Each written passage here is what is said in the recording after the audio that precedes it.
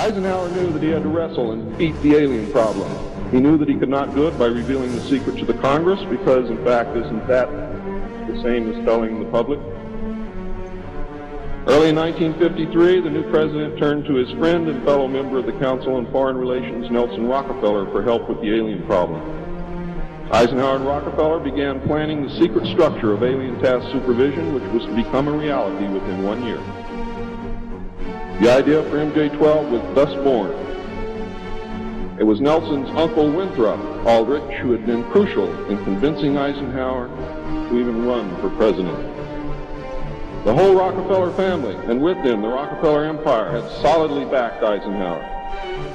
Asking Rockefeller for help with the alien problem was to be the biggest mistake Eisenhower ever made for the future of the United States and most probably all of humanity, as you will soon see.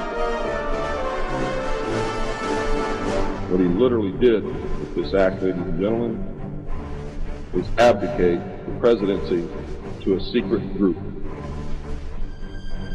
Within 1 week of Eisenhower's election, he had appointed Nelson Rockefeller chairman of a presidential advisory committee on government organization.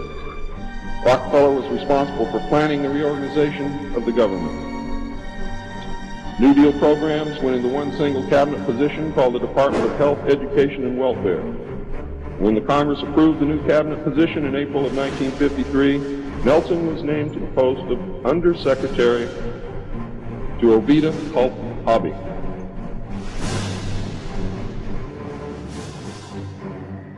We have been compelled to create a permanent armaments industry of vast proportions. We annually spend on military security alone more than the net income of all United States corporations.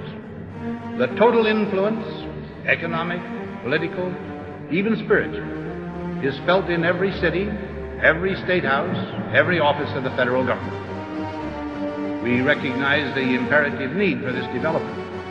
Yet we must not fail to comprehend its grave implications. Our toil, resources, and livelihood are all involved.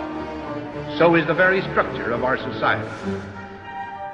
In the councils of government, we must guard against the acquisition of unwarranted influence, whether sought or unsought, by the military-industrial complex. The potential for the disastrous rise of misplaced power exists and will persist.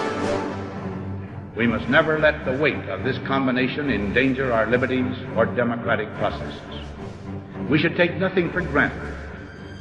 Only an alert and knowledgeable citizen can compel the proper meshing of the huge industrial and military machinery of defense with our peaceful methods and goals, so that security and liberty may prosper together.